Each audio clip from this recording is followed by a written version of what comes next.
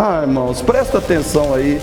A natureza divina é uma coisa, e o oposto dela é a corrupção das paixões que há no mundo.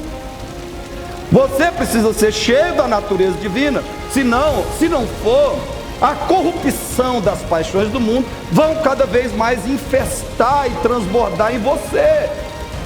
Você só tem essas duas opções: ou a natureza divina cresce, se avoluma e transborda em você, ou então a corrupção das paixões do mundo vão crescer, se avolumar e transbordar em você. Você tem que escolher.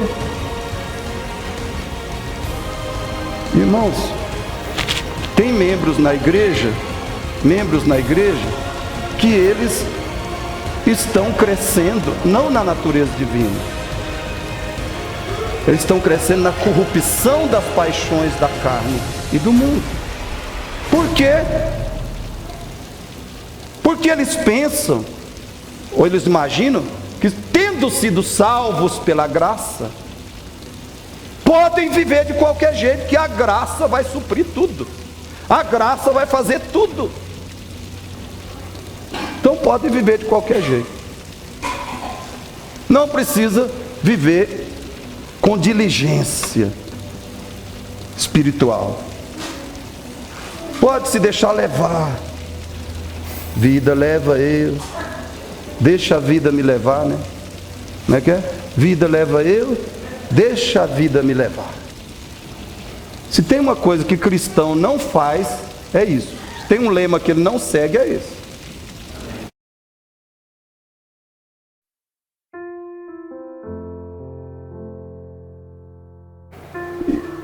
Essa vida cristã, ela tem uma base, que é o que Cristo já fez por nós, o que Deus já fez por nós, e o que Ele fez em nós.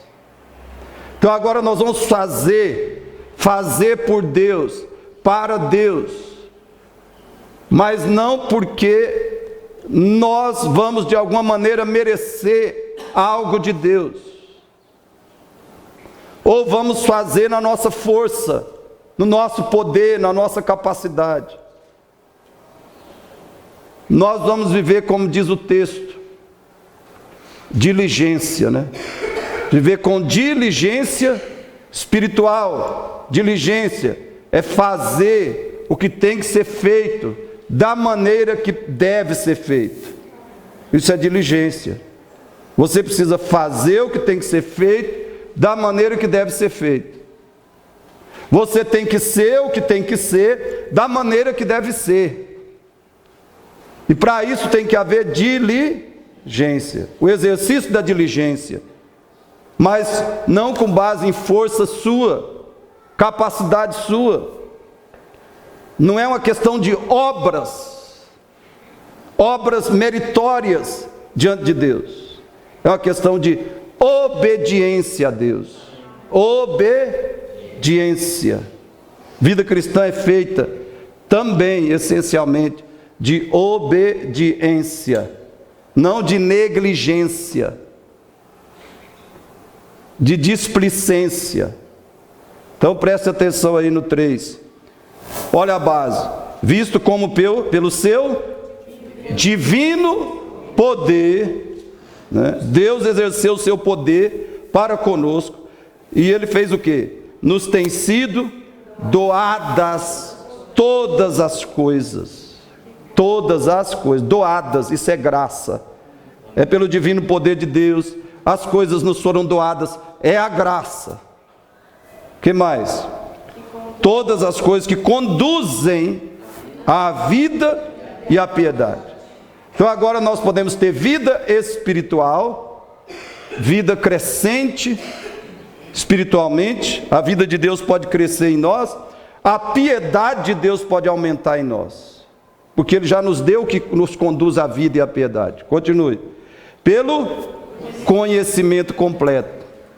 Então Deus nos disponibilizou o conhecimento dEle. Esse conhecimento completo, quer dizer, o conhecimento de Deus em mim e você, ele tem que crescer. Ele tem que ser cada vez mais pleno, mais amplo e profundo. É isso que quer dizer conhecimento completo. Você precisa buscar e obter o conhecimento de Deus. Ele tem que ser cada vez mais amplo e profundo. Como? Daquele que nos chamou para a sua própria glória e virtude. Então, nós vamos ser conduzidos, a vida e a piedade de Deus vão crescer em nós, na medida que nós obtermos mais conhecimento de Deus. Conhecimento espiritual amplo e profundo. Por quê? Ele volta a falar especificamente da graça, que nos chamou. A graça novamente, foi Ele que nos chamou. Você não é cristão basicamente porque você quis. Você não é salvo basicamente porque você quis, mas porque um dia Deus na sua graça te chamou, te regenerou, te converteu a Cristo. E Ele nos chamou para quê? Para a sua própria glória e virtude. Então a sua vida, a minha vida, devem ser cada dia mais, devem manifestar cada dia mais a glória de Deus, a virtude de Deus, porque Ele nos chamou para isso. Ele não chamou você para ser um cristão relapso, negligente, cheio de pecados, de fracassos, de vergonhas, de derrotas. Deus criou você para manifestar cada dia mais a glória e a virtude dEle. Isso é o que Deus fez e continuou fazendo. Veja o 4. Por essa glória e virtude de Deus, nos tem sido doadas, novamente a graça, doadas. Olha a palavra lá no 3. Pelo seu divino poder nos tem sido doadas todas as coisas, né? Conduzem a vida e a piedade. Agora de novo, nos tem sido doadas. O que Ele nos doou agora? Suas preciosas e muito grandes promessas. Agora você recebeu o que? Promessas. É graça de Deus, irmãos. Foram doadas a você as grandes promessas e as preciosas promessas de Deus. Se você pensar, agir, falar, movido pelas promessas de Deus, aí você vai ser o cristão que precisa ser. Se doadas as suas preciosas e muito grandes promessas. Então, viva a vida cristã com base nas promessas de Deus. Conheça as promessas, seja inspirado, seja motivado pelas promessas dele. Promessas grandes e preciosas que Ele deu a você, para que por meio dessas promessas, vos torneis o quê? Coparticipantes da natureza divina. Todos aqueles atributos de Deus, que podem ser transmitidos a nós, podem passar dele para nós, então nós não podemos desperdiçar. Qual é um atributo de Deus? Sabedoria é um atributo de Deus? É. Então, quanto mais a sabedoria de Deus estiver em nós, nós temos em nós a natureza divina. Nós vamos participar da natureza divina, recebendo em nós os atributos dele, aqueles que podem ser nos dados. Tem alguns atributos que você e eu nunca vamos ter, senão nós nos tornaríamos deuses, né? Participante da natureza divina aqui não é receber a divindade, não é receber a divindade, é receber os atributos dele, que são comunicáveis, transferíveis para nós. A sabedoria, a santidade, o poder, o amor, a alegria, a ousadia, a humildade, e assim o conhecimento, e assim por diante. Então você se torna participante da natureza divina. Ela é formada em você. É aquilo que, a natureza divina aqui é o mesmo que Paulo chama de a imagem de Cristo em nós. Amém? A imagem de Cristo em nós. Co-participantes da natureza divina. Livrando-vos da... irmãos, presta atenção aí. A natureza divina é uma coisa. E o oposto dela é a corrupção das paixões que há no mundo.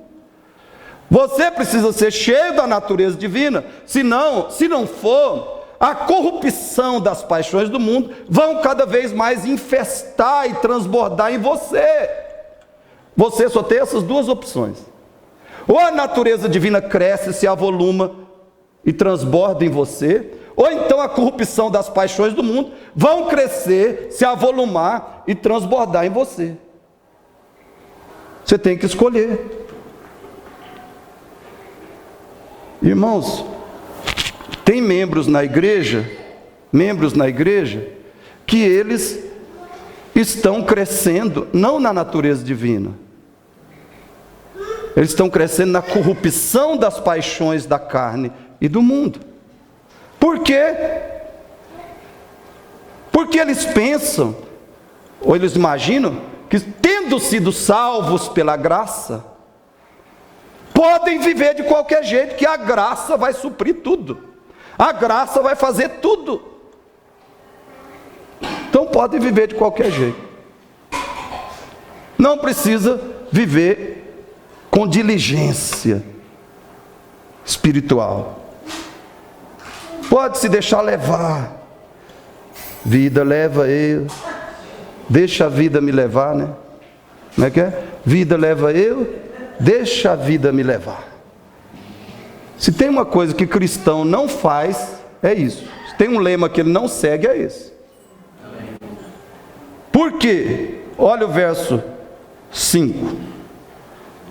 Ou nós somos participantes da natureza divina, ou nós somos cada vez mais participantes da corrupção da carne, do pecado e do mundo. Agora, para a corrupção não se aprofundar e crescer em nós, e se manifestar em nós, mas sim a natureza divina, o que nós temos que fazer? Verso 5. Por isso mesmo, agora é o que você tem que fazer. 3 e 4 é o que Jesus fez, o que Deus fez por você pela graça, em Cristo, e pela obra do Espírito Santo na sua vida. Por isso você se converteu, você é cristão, você é salvo, você é regenerado. E se isso aconteceu mesmo, agora você vai agir, vai trabalhar também. Não seja preguiçoso. 5.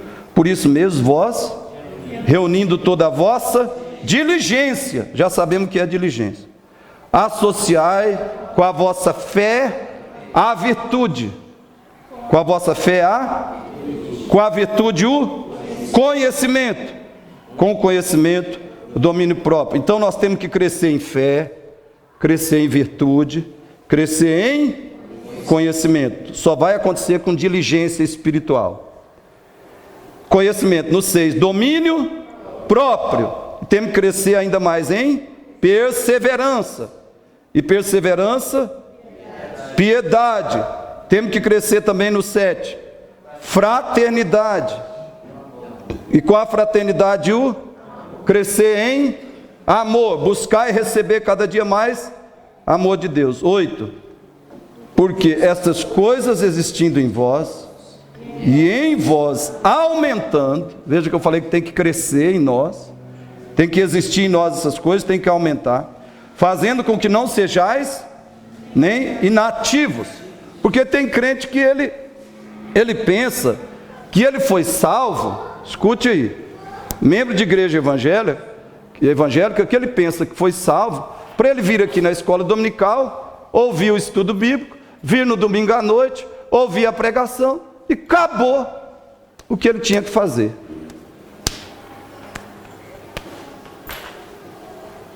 Ele é inativo.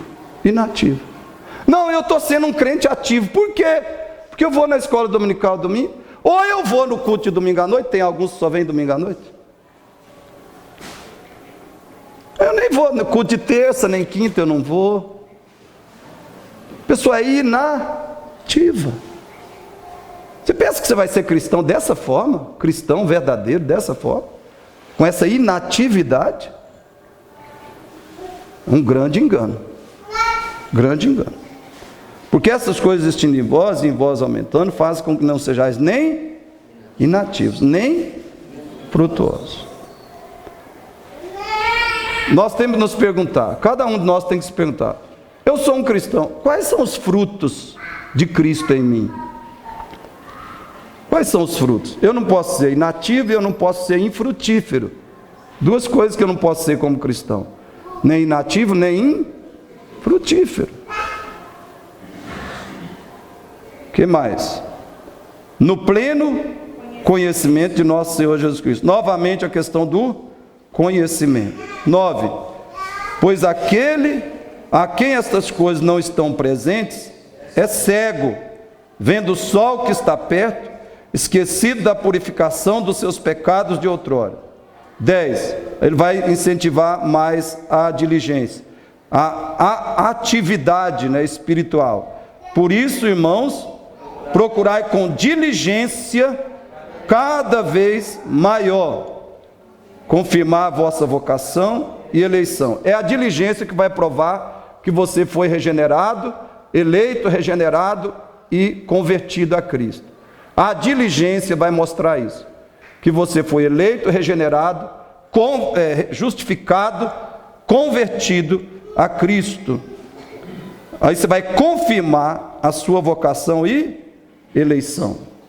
Porquanto, procedendo assim, não.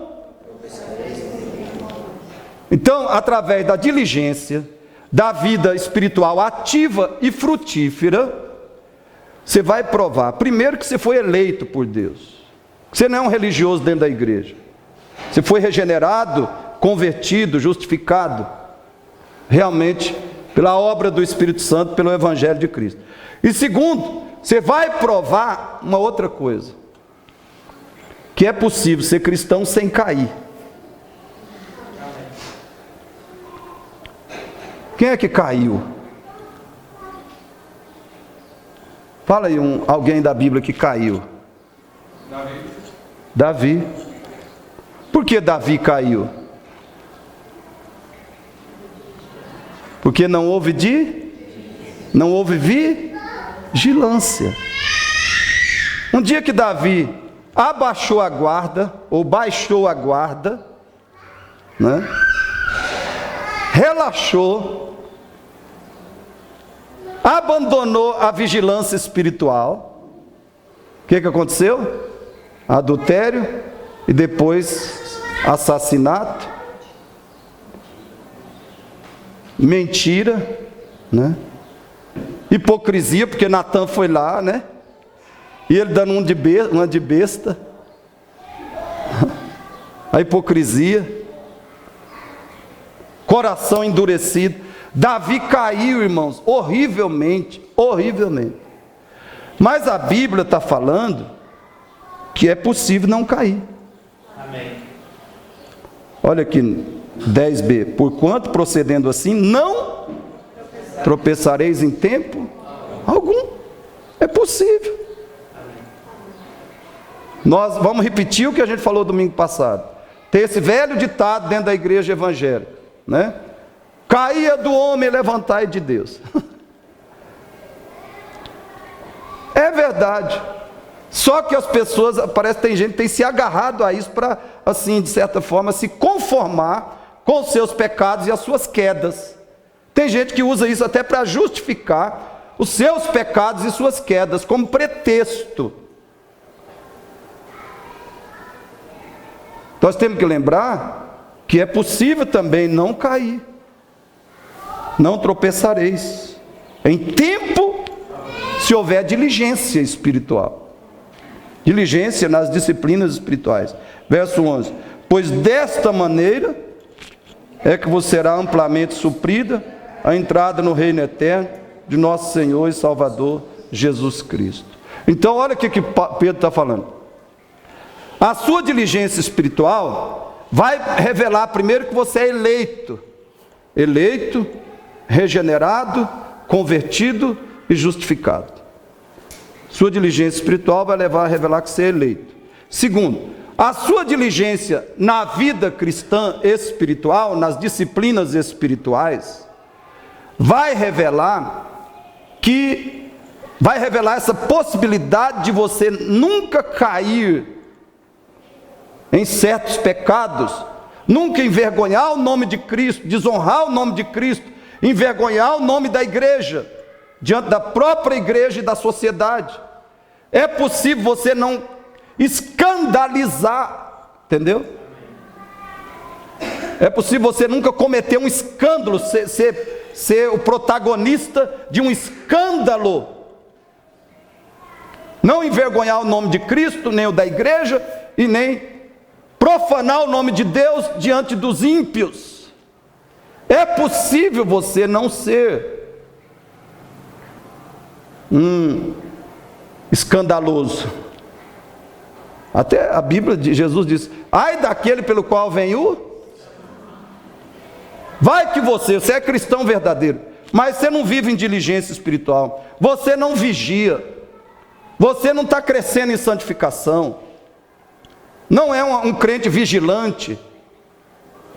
Uma hora você pode cair na tentação de roubar, na tentação do roubo, na tentação de cometer uma fraude em algum lugar, e depois isso vai ser exposto, e o que vai acontecer?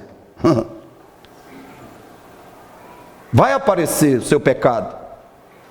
Você pode, uma hora dessas, agredir alguém fisicamente porque não estava no espírito, ser provocado e agredir uma pessoa fisicamente.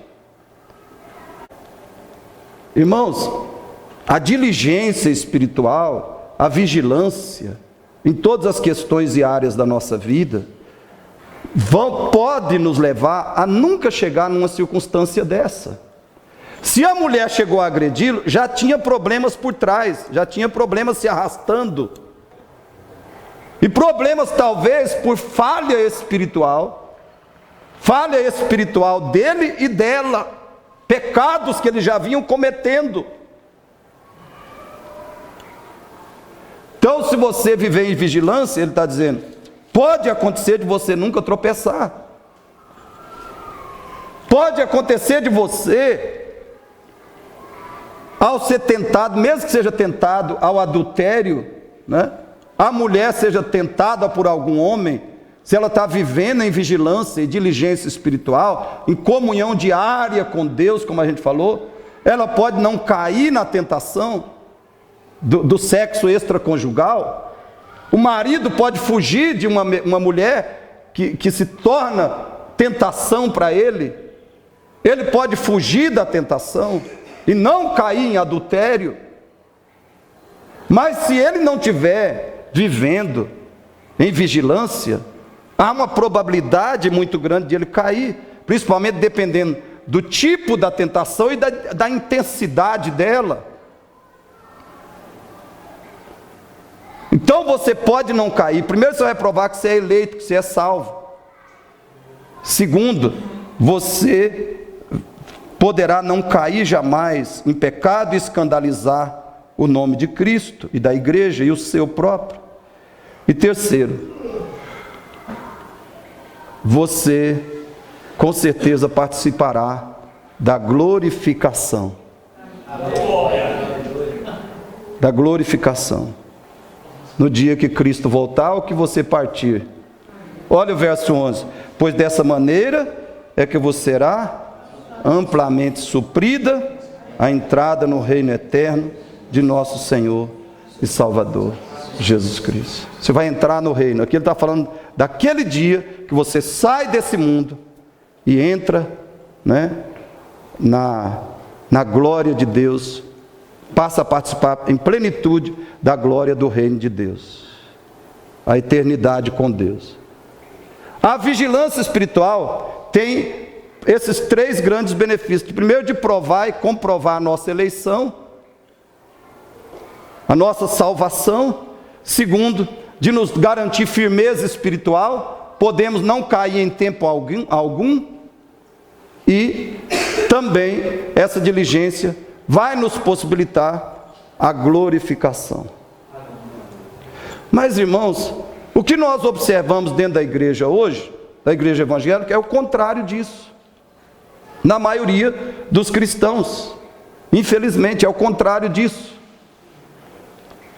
Eles estão sendo inativos e infrutíferos. Por quê? O que está faltando? Que Pedro falou aqui, diligência espiritual. Está faltando praticar, com base na graça, está faltando praticar o que Pedro ensinou aqui. Escute isso. Uma pessoa veio aqui para a nossa igreja, e já saiu também, graças a Deus. Graças a Deus não porque saiu, mas porque com as posicionamentos que ela estava e sem querer mudar, tinha que sair mesmo. A pessoa veio para a nossa igreja e ela queria 3 coisas. Primeiro, ela queria que a gente não se preocupasse com doutrina e teologia. Queria que a comunidade reformada não fosse uma igreja preocupada e que desse ênfase à doutrina e teologia. Segundo, ela não queria e não aceitava que nós julgássemos ninguém.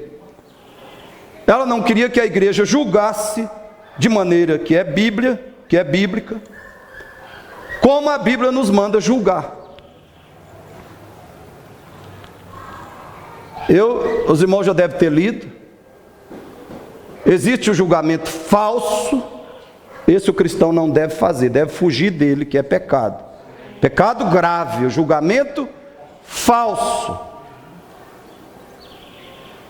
O irmão não veio à escola dominical, aí eu digo, ele não veio porque ele é um preguiçoso. Ele é um mundano. Ele não veio hoje porque ele é um carnal. Isso é julgamento falso. Eu tenho que perguntar para o irmão por que ele não veio. Depois que eu souber por que ele não veio, eu posso julgá-lo biblicamente. O que é esse julgar biblicamente? É falar para ele que ele não veio por um motivo antibíblico. Então, quando eu corrigir uma pessoa, admoestar alguém, solicitar que ela mude uma postura, um comportamento, uma atitude, que ela abandone uma ideia falsa e adote uma ideia correta, isto é julgar biblicamente. A Bíblia diz que nós devemos admoestar uns aos outros. Então eu não posso julgar no sentido de condenar alguém por um comportamento, por exemplo, sem saber o motivo. Isso é julgamento falso. Agora eu dizer, irmão, você está errado nisso, você precisa agir diferente. A Bíblia diz para você agir desta forma e não desta. É o julgamento bíblico.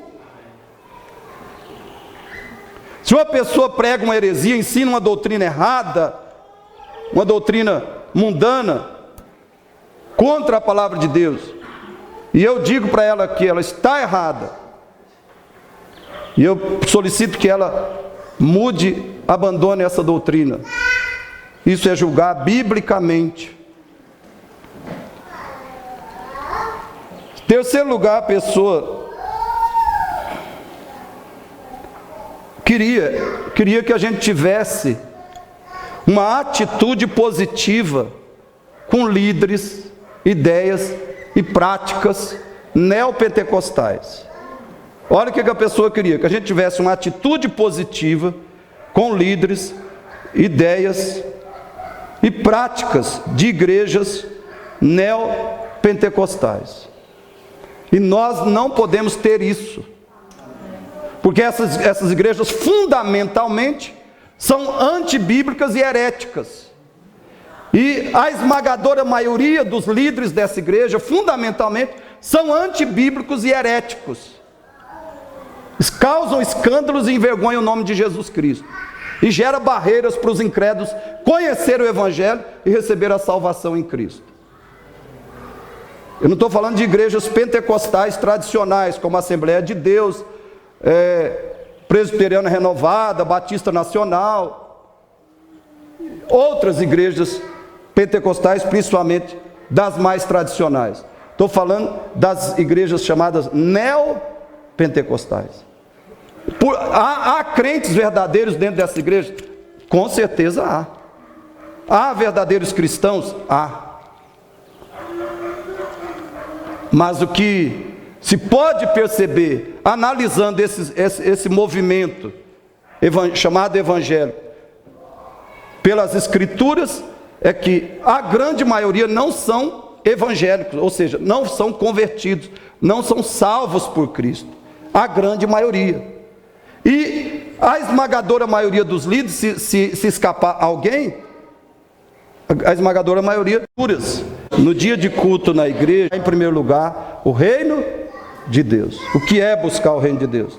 Outra que não é causa para faltar na igreja: chuva branda, principalmente se a pessoa tem carro.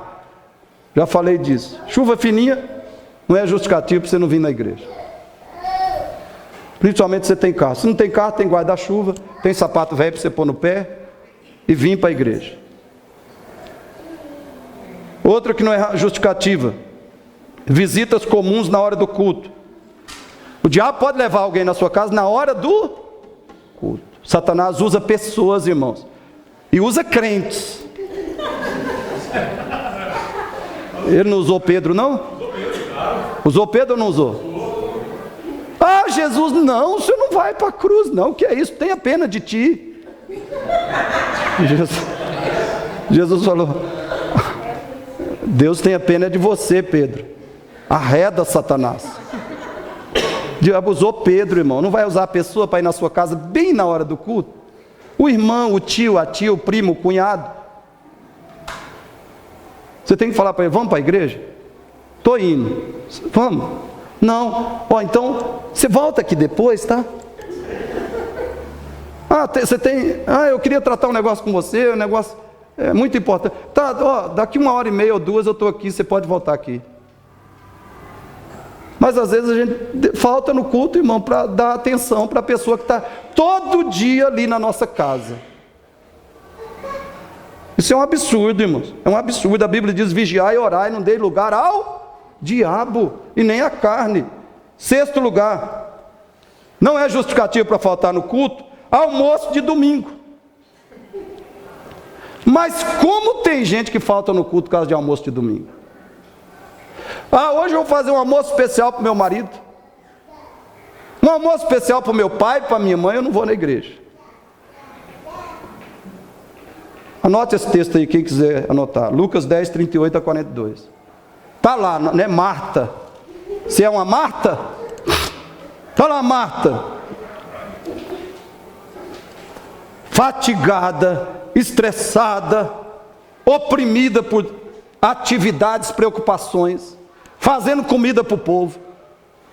Aí Jesus falou: Marta, olha, você podia estar aqui junto com Maria, né, aos meus pés. Maria escolheu a boa parte, essa não lhe será tirada. Aí a hora que eu terminar essa ministração aqui, Marta, você e Maria e mais um monte de gente ia fazer esse almoço, e todo mundo ia comer e tudo ia ficar bem. Agora você está perdendo aqui o alimento espiritual e ainda ficou estressada e ainda vem me chamar a atenção, porque ela foi: Jesus, você não está vendo? Olha o atrevimento de Marta. Você não está vendo, Jesus, que Maria não está me ajudando, que ela é preguiçosa? Aí Jesus deu uma cortada nela assim, sabe, bem no meio, cerrou no meio. É isso que acontece, irmão, quando a gente desobedece ao Senhor. É isso que acontece. Além de perder, né, a ministração de Jesus, que não podia ser perdida por nada, ela ainda ficou envergonhada. Pecou, né? Pecou e ainda ficou envergonhada. Almoço de domingo, irmão, você faz a hora que você voltar da igreja, ou então você não faz. Jejua. 7. Desânimo ou falta de vontade de ir à igreja. Não é justificativa para você faltar na igreja, desânimo ou falta de vontade. Porque, irmãos, desânimo a nossa carne vai sentir quase todo dia. Falta de vontade de fazer o que é a vontade, o que Deus quer, a nossa carne vai sentir quase todo dia. Você acha que eu com 52 anos, que eu levantei de madrugada e depois 6 horas quase 6 e pouco da manhã, eu deitei de novo e orando para o Espírito Santo me fazer dormir, porque eu estava estressado, me sentindo esgotado e fraco nessa noite. Você acha que a hora que o relógio bateu 8 horas para eu levantar, eu estava com vontade, eu estava com força, e eu estava com alegria? Eu acordei, desliguei o relógio, o despertador, e falei: Jesus, me dá ânimo, energia e alegria.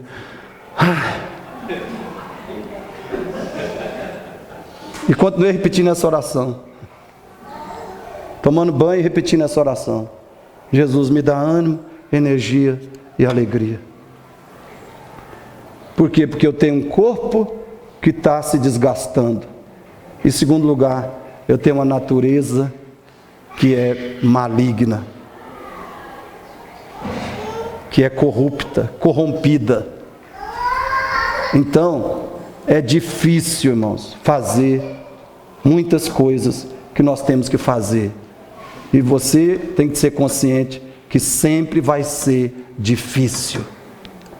A não ser, talvez ainda, que um dia Deus venha a você, como veio a Isaías lá no templo, e o fogo dele queime um monte de coisa que é impedimento, que é bloqueio para nós ainda. Se o fogo vier um dia, pode acontecer coisas extraordinárias.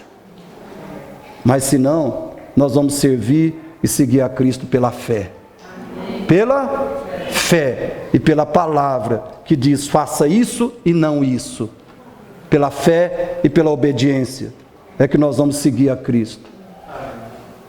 Não porque sentimos vontade ou porque não ficamos desanimados e nem nos sentimos fracos. Saiba disso. Fraqueza, sentir fraqueza, desânimo, falta de vontade, não é justificativa para você ficar ausente da casa do Senhor, para você estar ausente do culto. Leia Romanos 8, 7, 12 a 14. Anote esse texto lá. Romanos 8, 7, 12 a 14. Não deis lugar à sua carne, e a sua carne vai falar: não vá, não ore hoje, não ore, não estude a Bíblia hoje, não vá à igreja, não vá no evangelismo, porque eu estou desanimado, eu não tenho vontade, eu não tenho alegria, então eu não vou. A sua carne vai dizer isso, e o diabo vai sugerir, E por último, não é justificativo para faltar no culto, moradia, não muito longe da igreja. Moradia que não é muito longe da igreja. Como eu falei, 2, 3 quilômetros não é justificativa para você faltar na igreja porque falta transporte. 2 a 3 quilômetros da igreja não é motivo. É sacrifício, sim. Mas o que Jesus falou? Tomai a sua cruz e siga-me. Tem muitas formas que a gente tem que tomar a cruz. Às vezes é caminhar 2 ou 3 quilômetros para vir para a igreja. E isso é o mínimo, É o mínimo ainda que nós estaremos fazendo. No passado, famílias inteiras, criancinhas, caminhavam quilômetros para ir na igreja. Hoje, a gente não pode fazer isso. No passado, famílias inteiras caminhavam quilômetros. Concluindo, irmãos, ouça isso. Uma causa da nossa infelicidade em muitas questões e da ineficácia da igreja hoje é que nós não vivemos em comunhão diária com Deus. A maioria não vive essa comunhão e isso precisa mudar. Veja, abra sua Bíblia agora para a gente terminar lendo esse texto. Provérbios 8, 34 a 36. Provérbios 8, 34 a 36. Veja a promessa de Deus para aqueles que de coração se dedicam à comunhão diária com Deus. A promessa dele. E também a advertência, né? Romanos 8, 34 a 36. Desculpe, irmãos. Provérbios.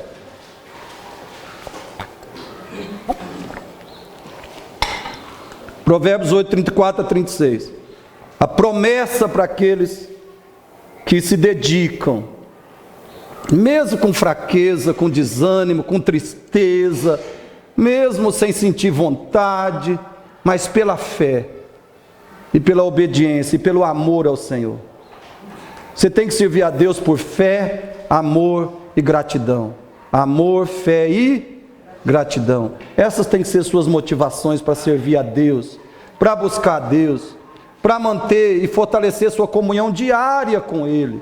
Você vai fazer isso motivado por fé, amor e gratidão, pelo que Ele é e já fez por você, e pelo que Ele vai fazer por você, com certeza. Ele vai fazer maravilhas. Então, as suas motivações para a comunhão diária com Deus: fé, amor e gratidão. Para citar só 3. Não é se você vai sentir ânimo, alegria, vontade, força. Porque se for por isso aí, nós vamos desistir. Né, Sidney? Eu sei a situação do presbítero Sidney, coitado. Não tem sido fácil para ele. Não tem sido nada fácil. A gente orando todo dia para Deus renovar as forças dele, fortalecer ele, porque tem sido uma luta muito grande.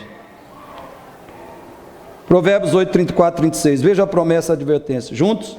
Feliz o homem que me dá ouvidos, velando dia a dia as minhas portas. Velando dia a dia as minhas portas, esperando as ombreiras da minha entrada. Isso é comunhão diária com Deus, irmão. Comunhão. Feliz o homem, feliz a mulher, feliz o jovem, o adolescente, a criança, que me dá ouvidos, ou seja, dá ouvidos a Deus, e faz o quê? Vive velando dia a dia as minhas portas, as portas de Deus, esperando as ombreiras da minha entrada. Por quê? Porque o que me acha a vida e alcança favor do Senhor. Você vai achar o Senhor, vai achar o favor do Senhor, e vai achar a vida. Aleluia. Pela comunhão diária com Deus. 36. Mas o que peca contra mim violenta a própria alma. Todos os que me aborrecem amam a morte. Todos os que me aborrecem. E muitas vezes nós aborrecemos a Deus ao negarmos, ao evitarmos ou negligenciarmos a comunhão diária com Ele. Peço que você guarde no coração, seja motivado e inspirado por essa promessa de Deus. Feliz o homem ou a mulher, o jovem, que me dá ouvidos, velando dia a dia as minhas portas, esperando as ombreiras da minha entrada, porque o que me acha a vida e alcançou o favor do Senhor.